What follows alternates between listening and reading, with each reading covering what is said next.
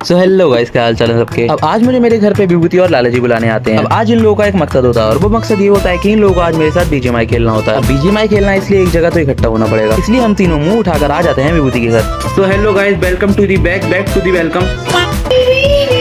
Little baby नहीं है, तू लिटिल भैंसा है।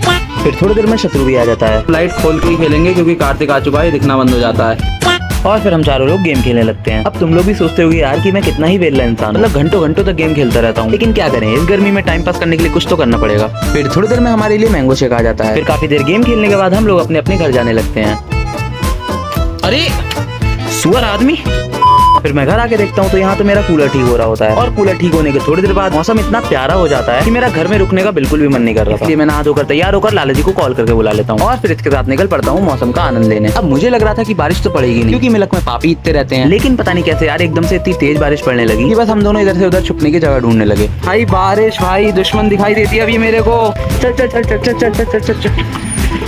मुझे भीगना नहीं है बिल्कुल भी। बड़ी मुश्किल से हमें यहाँ पे एक जगह मिलती है जिससे हम बारिश से बच सके, लेकिन हमारे अंदर चुल बहुत थी। हमें लगा बारिश हल्की हो गई, इसलिए हम लोग स्कूटी लेकर दोबारा निकल पड़ते हैं। और ये देखो, इस हल्की बारिश ने हमारा क्या हाल किया है। दो जगह रोका मैंने ढंकी जगह भाई, एक जगह मैंने ढंकी जगह रोक दिया, वहाँ पे चाइनीज को चलो स्लैब दिख जा। दूसरों के घरों के ऊपर डिपेंड होके जा रहे हैं कि स्लैब भाई कैसे लोग हैं भाई, मिलक के स्लिप नहीं बनवाते क्या भाई बाहर। छज्जा कहते हैं, छज्जा 2 फीट का। फिर मैं स्कूटी डायरेक्ट घोड़े के घर के पास जाके रुकता हूँ और इसे टॉवल मंगा लेता हूँ।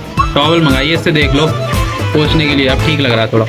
तुझे पोछना है बेटे? नहीं तो नाली में गिर जा फिर। बारिश में मानसिक संतुलन खो चुका है।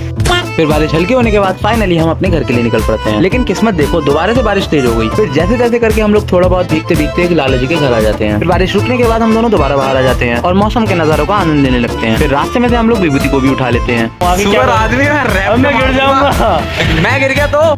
और उसके बाद मौसम के नजारों का आनंद लेते लेते हम तीनों आ जाते हैं चाय पीने। आए तो हम लोग चाय पीने थे, लेकिन ये लोग यहाँ पे बैठ के लूडो खेल रहे हैं। फिर चाय पीने के बाद लाला जी हमें एक मंदिर पे ले आता है। पहले मैं अंदर नहीं जा रहा था, सिर्फ यही दोनों अंदर गए, क्योंकि मैं इस टाइम पे अपनी वीडियो पोस्ट कर रहा था। लेकिन फिर जब मैंने घंटियों की आवाज सुनी तो मैं अंदर जाने से खुद को रोक ही नहीं पाया। लो तुम लोग खुद ही सुन लो।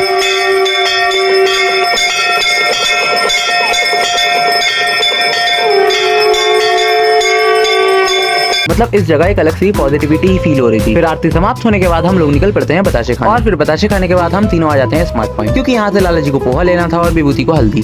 भैया लो मिल गया। इसके बिना जाने दोगे? अब तो जाने दोगे। फिर ये सभी सामान लेने के बाद हम लोग अपने अपने घर की तरफ जाने लगते हैं। अभी दिवाली आ गई, पता नहीं लगा। शादी है। और इसी के साथ मेरा आज का दिन ही समाप्त होता है। तो आज के लिए इतना ही गाइस, मिलते हैं नेक्स्ट ब्लॉग में। राधे राधे।